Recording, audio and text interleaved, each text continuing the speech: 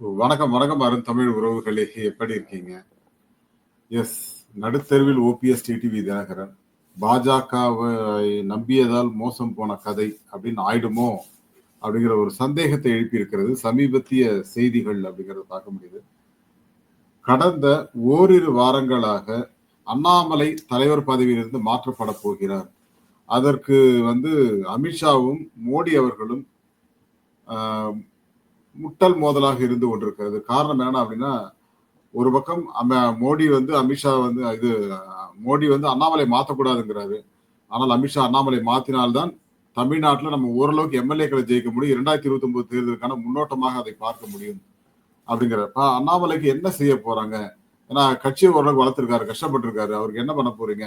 கடந்த ஒரு 3 ஆண்டுகளாக ரொம்ப கஷ்டப்பட்டிருக்காருப்பா. நடைபயணம்லாம் போயிருக்காரு. அவருக்கு என்ன பண்ண போறீங்க? அப்படிங்கிறது தான் மோடி அவர்களோட கேள்வி. ஸோ இந்த கேள்விகளுக்கெல்லாம்